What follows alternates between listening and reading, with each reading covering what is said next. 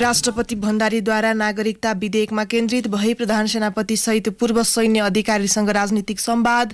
संविधानले राष्ट्रपतिलाई दिएको जिम्मेवारी व्यवस्था गर्दै पूर्व सैन्य अधिकारीद्वारा नागरिकता विधेयकमा पछाडि नहट्न सुझाव। भारतीय सेनाको अग्निपथ योजना अनुसारको गोर्खा भर्ती तत्कालका लागि स्थगित। सत्ता गठबन्धन र अन्य दलसँगको परामर्शमा अघि बढ्ने प्रधानमन्त्री देउवाको तयारी। एकतर्फी योजना स्वीकार्य नहुने एमालेको भनाई। संक्रमणकालीन न्याय सम्बन्धी विधेयकका केही प्रावधानमा पीडित र अधिकार कर्मीको चर्को असन्तुष्टि। अन्तर्राष्ट्रिय समुदायको समेत चासो रहेकाले सबैको भावना समेटेर अघि बढ्न सरकारलाई दबाव थपिँदै।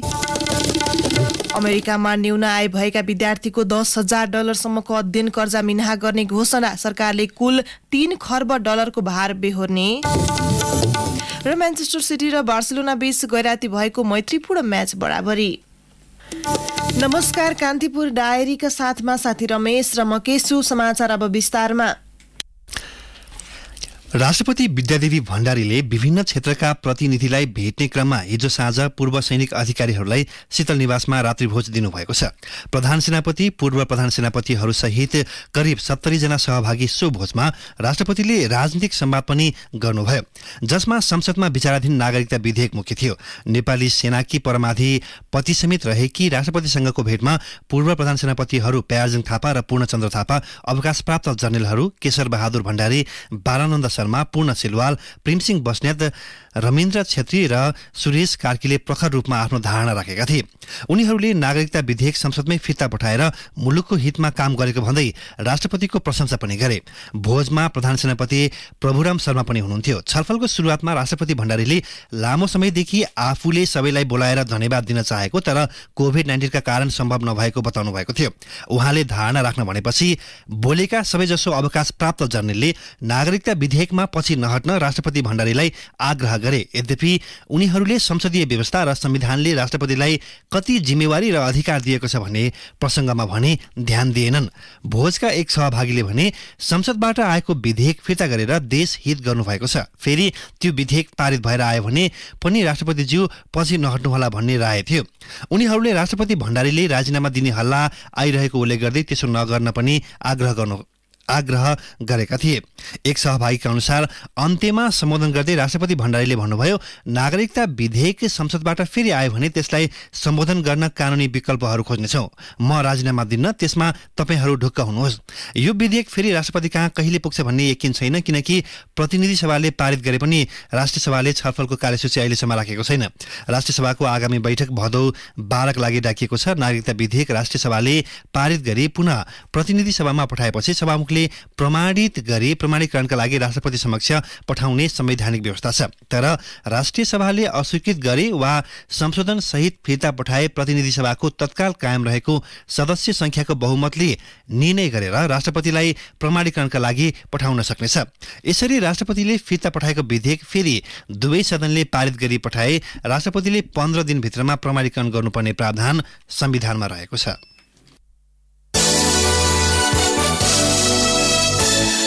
भारतीय सेनाले ल्याएको अग्निपथ योजना अनुसार गोर्खा भर्ती तत्काल नहुने भएको छ। नयाँ नीति अनुसार भारतले गोर्खा भर्ना गर्न खोजे पनि नेपाल सरकारले राष्ट्रिय धारणा बनाएर औपचारिक प्रतिक्रिया दिने भन्दै तत्काल स्थगित गर्न आग्रह गरेको छ। परम्परागत रूपमा हुँदै आएको भर्ना जस्तै नयाँ भर्तीमा सहजीकरण गरिदिन भारतीय सेनाले 31 जेठमा पत्र पठाए पनि नेपाल सरकार अहिलेसम्म लिखित जवाफ पठाएको छैन। भारतीय सेनाको पत्रका बारेमा प्रधानमन्त्री शेरबहादुर देउवाले परराष्ट्र मन्त्री नारायण खड्का र परराष्ट्र सल्लाहकार अरुण सुवेदीसँग मंगलबार र बुधबार छलफल गर्नुभएको थियो। तर स्पष्ट नीति बनाउन नसकेकाले सत्ता गठबन्धन र राजनीतिक दलहरूसँग थप छलफल गरी अन्तिम जवाफ दिने तयारी भएको छ।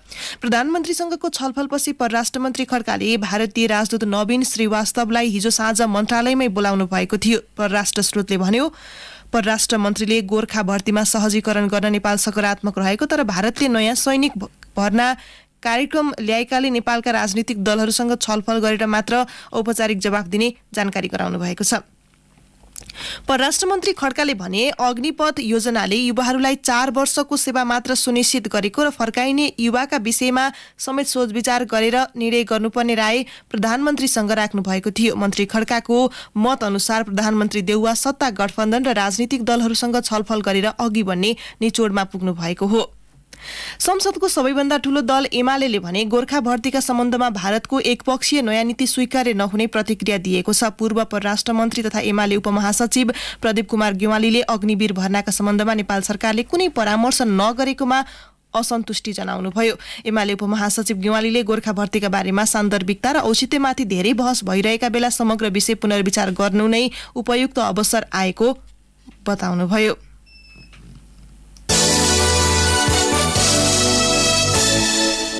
प्रतिनिधि सभाको महाभियोग सिफारिस समितिले प्रधान न्यायाधीश चोलेन्द्र शमशेर जबरा विरुद्धको महाभियोगलाई नयाँ निर्वाचनका लागि मनोनयन गर्नु पहिला नै टुङ्गोमा पुर्याउने गरी तयारी थालेको छ। त्यसका लागि कार्यविधि र कार्यतालिका तय गरिएको छ। प्रधान न्यायाधीश जबरा विरुद्ध महाभियोग दर्ता भएका 6 महिनापछि छानबिन थालेको समितिले फास्ट ट्र्याकमा टुङ्गो लगाउने गरी कार्यविधि र कार्यतालिका बनाएको हो। समितिको हिजोको बैठकले तय गरेको कार्यविधि र कार्यतालिका अनुसार छानबिन भएमा प्रतिनिधि सभा बैठकमा भदौ 20 सम्म जबरालाई महाभियोग लगाउने आधार छ कि छैन भन्ने बारे प्रतिवेदन पेश हुनेछ। समितिले निलम्बित प्रधान न्यायाधीश जबरालाई भदौ 15 मा बयानका लागि बोलाउने निर्णय गरेको छ। समितिले निलम्बित प्रधान न्यायाधीश जबरालाई 7 दिनको समय दिएर सफाईका लागि बोलाउने निर्णय गरेको हो। सो निर्णय अनुसार समितिले आज प्रधान न्यायाधीशको सरकारी निवास बालुवाटारमा बसिरहेका जबरालाई पत्र बुझाउनेछ। आइतबारको मिति सहित गणना गरेर 7औं दिन भदौ 15 मा उपस्थित हुनु भन्दै समितिले महाभियोग पत्र समेत पठाउनेछ। जबरालाई लेख्ने पत्रमा कुन कुन आरोपमा महाभियोग प्रस्ताव आएको हो र त्यसपछिका तथ्य के छन् भन्ने कुरा उल्लेख गरिने भएको छ। यसैबीच प्रमुख प्रतिपक्षी एमालेले 3 बुँदे फरक मत समिति सचिवालयलाई बुझाएको छ। विष्णु पौडेलले बैठकमा राखेका विषय समेटेर एमालेबाट समितिमा प्रतिनिधित्व गर्ने 4 सांसदले हस्ताक्षर सहित फरक मत राखेका हुन्। फरक मतमा महाभियोगको समयसँग सम्बन्धित प्रश्न रहेको कृष्ण भक्त पोखरेलले बताउनुभयो।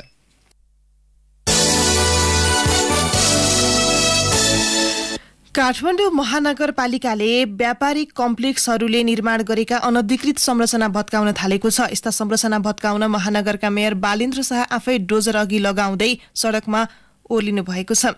हिजो शाहसहित काठमाडौँ उपत्यका ट्राफिक प्रहरी प्रमुख डीआईजी मीरा चौधरी लगायतको उपस्थितिमै सुन्धारा स्थित काठमाडौँ मल, न्यू रोड स्थित आरबी कम्प्लेक्सका अनधिकृत संरचना भत्काइएको छ। न्यू रोड स्थित कोजी कम्प्लेक्स, नबिल बैंक, दरबार मार्ग स्थित लन्डन पब र मासुरी टोकियो क्याफेका सामान हटाउन पनि महानगरले सूचना दिएको छ। नक्सा पास नगरी बनाइएका संरचना हटाउन भन्दै महानगरले साउन 2 गते सूचना जारी गरेको थियो। सूचनामा बेसमेन्ट, सेमी बेसमेन्ट, गोदाम र जमिन तल्लामा नक्सा स्वीकृत बमोजिम प्रयोग नगरी अन्य प्रयोजनमा प्रयोग गरेको देखिएकाले 35 दिनभित्र नक्सा स्वीकृति बमोजिम पार्किङको व्यवस्था गर्न भनिएको थियो। तर 35 दिने सूचना अटेर गरेपछि व्यापारिक कम्प्लेक्सका अनधिकृत संरचना र अन्डरग्राउन्ड पार्किङका सटर पसल हटाउन थालिएको महानगरले जनाएको छ। अन्डरग्राउन्ड पार्किङ व्यवस्थित गर्न महानगरले सोमबारबाटै अनधिकृत रूपमा सञ्चालित पसल हटाउन थालिसकेको थियो। कोटेश्वर क्षेत्रमा अवैध तरिकाले सडक अतिक्रमण गरेर सञ्चालन गरिएका पसल पनि महानगरले हटाउन थालेको छ। सडक पेटी नै च्यापेर पसल सञ्चालन भइरहेको पाइएपछि त्यस्ता पसल बुधबार हटाउन सुरु गरेको हो। 10,000 स्क्वायर फिटको संरचना निर्माण गर्दा नक्सामा बेसमेन्ट पार्किङ अनिवार्य गरिएको काठमाडौँ महानगर भवन विभाग प्रमुख सुरज साक्यले जानकारी दिनुभयो। प्रमुख साक्यका अनुसार बेसमेन्ट अन्डरग्राउन्ड पार्किङको नक्सा सहित बनाइएको भवनलाई 90% कर छुट दिइन्छ। ललितपुर महानगरले पनि यस्तै छुट दिएको छ। महोत्तरी बर्दिवासका मिलन मगरले आरबी कम्प्लेक्स परिसरको पार्किङ क्षेत्रमा चस्मा पसल सञ्चालन गर्न थालेको 6 वर्ष भयो। उनले कम्प्लेक्स सञ्चालकलाई 5 लाख रुपियाँ तिरेर सटर भाडामा लिएका थिए। मासिक 22,000 पनि तिरिरहेका थिए। तर बुधबार महानगरको डोजरले उनको पसल पनि भत्काइदिएको छ। उनले भने सामान समेत हटाउन पाइएन, लाखौं खर्च गरेर बनाएको संरचना एकैछिनमा भत्काइदियो। कम्प्लेक्स सञ्चालकले महानगरले केही गर्दैन भनेर भाडा लिइरह्यो, तर आज यस्तो देख्नु पर्यो। सो कम्प्लेक्स परिसरको पार्किङ क्षेत्रका 20 वटा अनधिकृत सटर टहरा भत्काइएको छ। यसैबीच काठमाडौँ महानगरपालिकाले जिल्ला अदालतलाई भवनको नक्सा पास भएको प्रमाण पठाउन भन्दै पत्राचार गरेको छ। अदालतको नक्सा पास नभेटिएको जनाउँदै मेयर बालेन्द्र शाहले हिजो पत्र काटेर नक्सा सम्बन्धी विवरण पठाउन भन्नुभएको हो। महानगरको भवन तथा शहरी विकास विभागका प्रमुख सुरज साक्यले भन्नुभयो, अदालतको भवनको नक्सा पास भएको अभिलेख भेटाएका छैनौं, नक्सा पासको विवरण पठाउन पत्र लेख्यौं।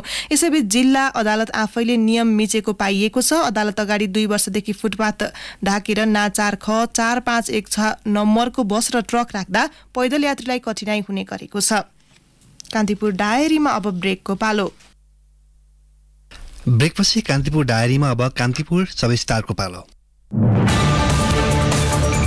कान्तिपुर सविस्तार।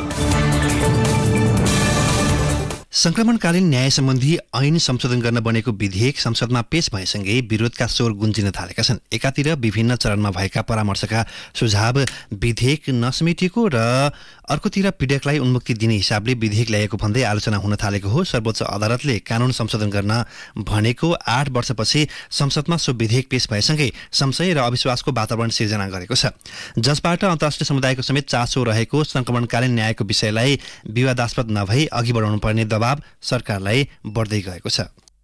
संसदमा प्रस्तुत संक्रमणकालीन न्याय सम्बन्धी ऐनलाई संशोधन गर्न बनेको विधेयक निराशाजनक रहेको भन्दै सर्वत्र आलोचना भइरहेको छ।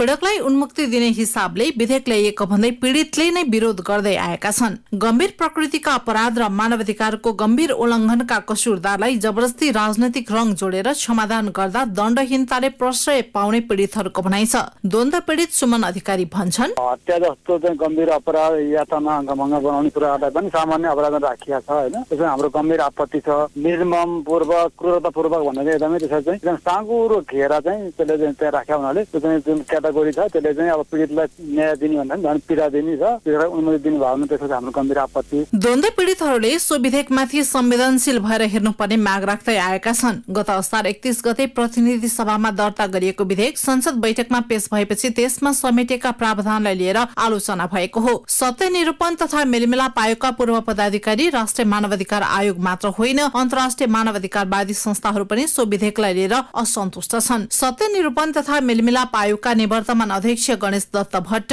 ऐन संशोधनको विषयलाई सकारात्मक रूपमा लिएर द्वन्द्व पीडितले न्याय पाउने गरी अघि बढ्दा मात्र स्वीकार्य हुने बताउँछन्। कन्सल्टेसन चाहिँ मिटिङहरू भइसकेपछि एउटा प्रतिवेदन तयार गर्ने, त्यो प्रतिवेदन चाहिँ सहमतिमा चाहिँ तयार गर्ने र त्यसका आधारमा चाहिँ संशोधन विधेयक तयार गर्ने एउटा मोटामोटी सहमति भएको जस्तो मलाई लाग्छ। तर अहिले द्वन्द्व पीडितले के भन्नुहुन्छ भने त्यो प्रतिवेदन पनि अन्तिम प्रतिवेदन पनि हामीलाई देखाइएन। विधेयक लैजाँदाखेरि चाहिँ हामी यस्तो विधेयक हामी लैजाँदैछौँ भन्ने कुरा पनि हामीलाई जानकारी गरिएन। यो दुर्भाग्यपूर्ण स्थिति भयो। संक्रमणकालीन न्याय जस्तो गम्भीर विषयको कानून संशोधन विधेयक पीडित र अन्य सरकारवालासँग पर्याप्त छलफल नभएको भन्दै असन्तुष्टि व्यक्त भएको हो। तर सरकारले त्यसको प्रतिवाद गर्दै पर्याप्त छलफल भएको र गम्भीर प्रकृतिका अपराधमा समाधान गर्ने पक्षमा विधेयक नरहेको बताएको छ। कानून न्याय तथा संसदीय मामिला मन्त्री गोविन्द प्रसाद शर्मा गम्भीर प्रकृतिका 4वटा अपराधमा समाधान दिन नमिल्ने व्यवस्था सो संशोधन प्रस्तावमा राखिएको दावी गर्छन्। फर्मल ट्रायल सिस्टम वा कोर्ट सिस्टमबाट कन्फ्लिक्टको इस्युहरू डिल गर्न सकिँदो रहेनछ। त्यसैले यसमा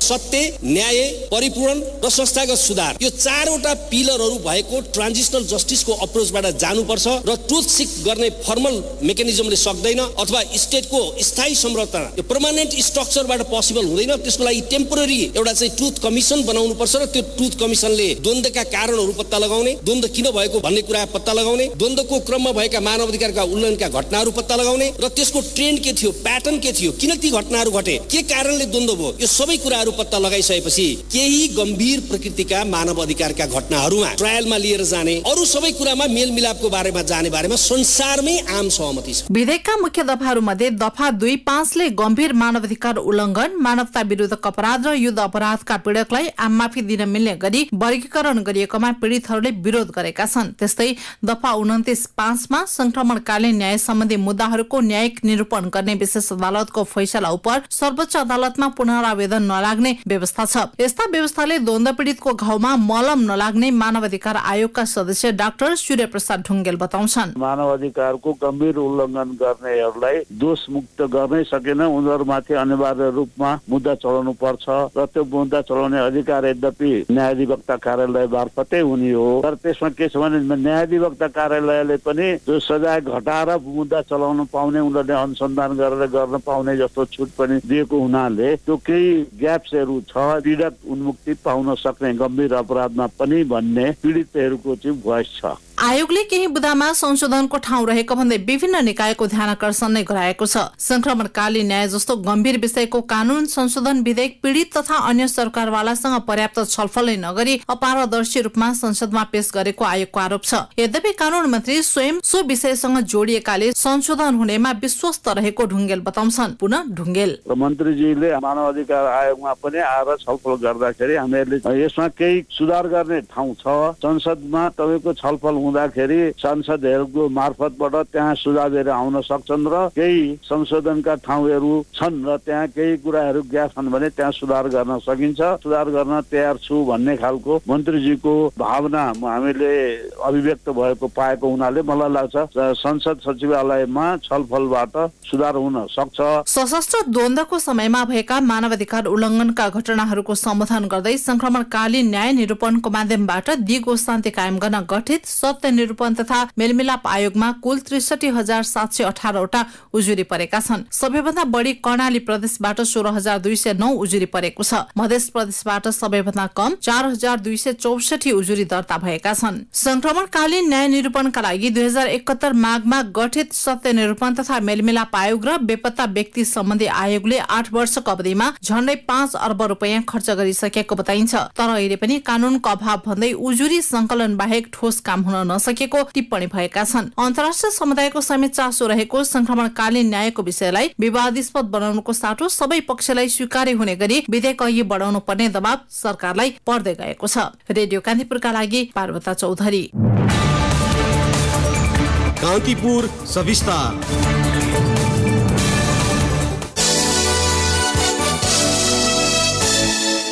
बंगलादेशले नेपालबाट करिब 100 मेगावाट बिजुली तत्कालै लैजान सक्ने जनाएको छ। दुवै मुलुकका ऊर्जा सहसचिव स्तरीय जोइन्ट वर्किङ ग्रुप JWG को हिजोको बैठकमा करिब 1 दर्जन एजेन्डामाथि छलफल भएको थियो, जसमा विद्युत व्यापारलाई प्राथमिकताका साथ उठाइएको हो। छलफलपछि भारतले सहयोग गरेमा नेपाल र बंगलादेशबीच अहिले नै विद्युत व्यापार गर्न सकिने बारे दुवै मुलुकका अधिकारी सहमत भएका हुन्। छलफलमा सहभागी एक अधिकारीले भने बंगलादेशले अहिले नै 50 देखि 100 मेगावाटसम्म बिजुली लिन सक्ने जनाएको छ, तर त्यसका लागि भारतका सरकारी निकायहरू केन्द्रीय विद्युत प्राधिकरण CEA, power grid corporation of India limited र पावर सिस्टम अपरेसन कर्पोरेसन लिमिटेडको सहमति आवश्यक पर्छ। भारतलाई मनाउने प्रयास गर्न दुवै पक्ष एकमत भएका छन्। हिजोको छलफलमा विद्युत व्यापार सम्झौता MOU गर्ने विषय मुख्य एजेन्डा थियो, जस अन्तर्गत दुई मुलुकबीच ऊर्जा व्यापारको सम्भावना, व्यापारको ढाँचा, नियम र शर्तहरू, प्रसारण प्रणाली, नियमनकारी निकायको भूमिका लगायत विषयमा छलफल भएको छ। भारतीय प्रसारण प्रणाली प्रयोग गरेर नेपालको बिजुली बंगलादेश पुग्न सक्ने भए पनि त्यसका लागि तीनवटै पक्षको सहमति आवश्यक पर्छ। गत वर्ष भदौ 29 मा बसेको JWG र JSCC को तेस्रो बैठकका क्रममा बंगलादेशले नेपालसँग 200 मेगावाट बिजुली मागेको थियो, तर नेपालको बिजुली कसरी बंगलादेश पुर्याउने भन्ने अझै टुङ्गो लागेको छैन। कान्तिपुर डायरीमा पुनः ब्रेकको पालो। ब्रेकपछि कान्तिपुर डायरीमा अब आर्थिक प्रसङ्ग। विगतका वर्षमा जस्तै रोपाईको सिजनमा पर्याप्त मल पाउन नसकेका किसानलाई धानबालीका लागि चाहिने गरी पानी नपर्दा अर्को चिन्ता थपिएको छ। सरकारी तथ्याङ्क अनुसार समयमा पानी नपर्दा गत वर्षको तुलनामा यो वर्ष रोपाई कम भएको छ। देशभर 15.5 लाख हेक्टर क्षेत्रफलको हाराहारीमा हुने धान खेती यो वर्ष 13 लाख हेक्टर क्षेत्रफलमा मात्रै रोपाई भएको कृषि तथा पशुपन्छी विकास मन्त्रालयले जनाएको छ। मल र पानीको अभावले धान रोपाई कम हुँदा धान उत्पादनमा कमी आउन सक्ने विज्ञहरूले बताएका छन्।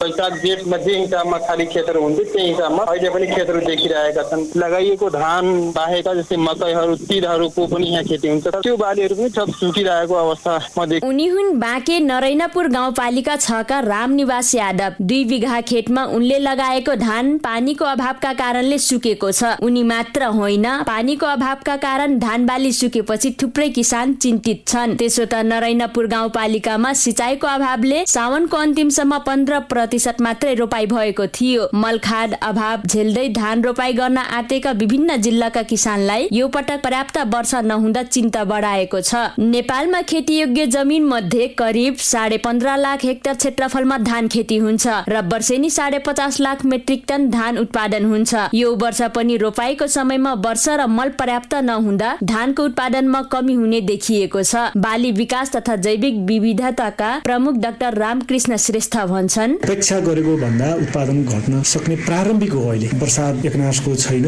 केही जिल्लाहरूमा केही पकेटहरूमा रोपाई कम भएको छ। जस्तै उदाहरण दिनुपर्दा अब हाम्रो यो बाँकेको नरैनापुर करिब 20% मात्रै रोपाई भएको तथ्याङ्क प्राप्त भइराखेको छ। त्यसै गरिकन अरू अब हाम्रो यो कपिलवस्तु त्यसपछि गएर अब मध्य प्रदेशका केही जिल्लाहरूमा अलिकति यो रोपिसकेकोमा पनि यो सिँचाइको व्यवस्था हुन नसकेर। कृषि तथा पशुपक्षी विकास मन्त्रालयको साउन 23 गतेसम्मको तथ्याङ्कमा देशभर 95% मात्रै रोपाई भएको छ। गत वर्ष सो समय अवधिमा 98% रोपाई भएको थियो। मध्य प्रदेश र लुम्बिनी प्रदेशमा मनसुन ढिलो भएको कारण रोपाई कम भएको मन्त्रालयको दावी छ। ढिलो रोपाईका कारण उत्पादनमा पर्ने प्रभाव बारे सूक्ष्म विश्लेषण गरिरहेको मन्त्रालयका प्रवक्ता प्रकाश कुमार सञ्जेल बताउँछन्। ग्रोथको स्ट्यान्डिङ क्रपको अवस्था भन्छौँ हामी, त्यो सबै एनालाइज गर्ने अनि यो बिचमा अरू कुनै अप्ठ्यारोहरू आउँछ आउँदैन, फर्टिलाइजरको अवस्था कस्तो भएर जान्छ अनि भएका बालीहरूको अवस्था त्यो उसको चाहिँ फिजिकल ग्रोथ कस्तो छ भन्ने कुराहरू सबै एसेसमेन्ट भएपछि अलिक समयपछि मात्रै हामी जनरली 1-1.5 महिना अगाडिको चाहिँ हार्भेस्टिङको।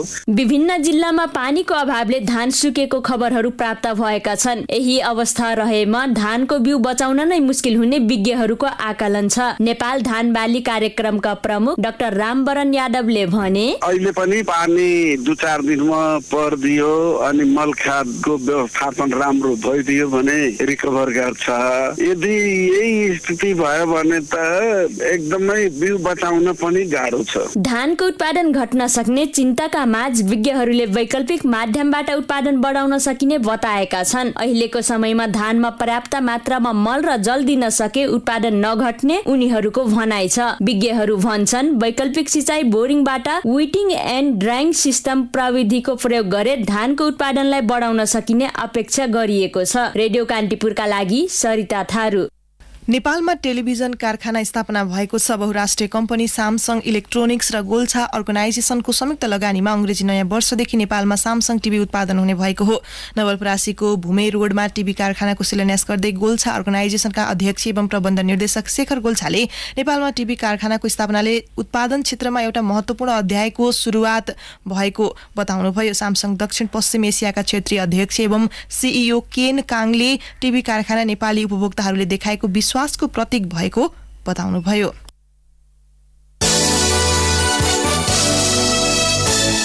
अब अन्तर्राष्ट्रिय प्रसंग। अमेरिकामा संघीय विद्यार्थी ऋण कार्यक्रम अन्तर्गत विद्यार्थीको $10,000 अर्थात् 12,70,000 नेपाली रुपियाँ बराबरको अध्ययन कर्जा मिनाहा गर्ने सरकारले घोषणा गरेको छ।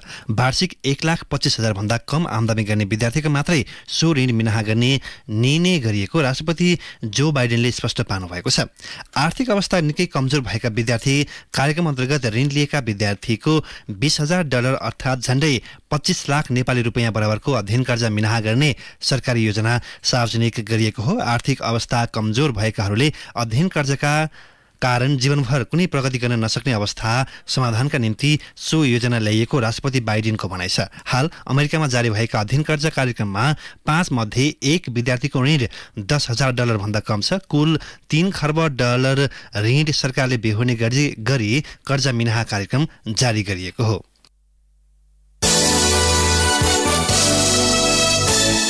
अब खेल प्रसंग। म्यान्चेस्टर सिटी र बार्सिलोना बीच गैराती भएको मैत्रीपूर्ण खेल बराबरीमा सकिएको छ। मैत्रीपूर्ण खेल 3-3 गोलको बराबरीमा सकिएको हो। बार्साको मैदान नाउ क्याम्पमा भएको खेलमा जुनियर अल्बारेजले म्यान सिटीका लागि अग्रता दिलाएको खेलमा बार्साका लागि पियर एमरिक अबुमेयाङ र फ्राङ्की डी जोङले गोल गर्दै 2-1 को अवस्थामा पुर्याएका थिए। बल पाल्मेरले म्यान सिटीका लागि दोस्रो गोल गरेपछि पुनः मेम्फिस डिपेले बार्साले 3-2 को अवस्थामा पुर्याए। तर खेलको अन्तिम समयमा रियाद महारेजले म्यान सिटीका लागि 1 गोल गरेपछि खेल रोमाञ्चक बराबरीमा नतिजामा पुगेको हो। एमिट्रोफिक ल्याटरल स्क्लेरोसिस नामक रोगप्रति सचेतना जगाउने उद्देश्यले आयोजना गरिएको खेलबाट उठेको रकम सोही रोगबाट पीडितका लागि खर्च गरिनेछ।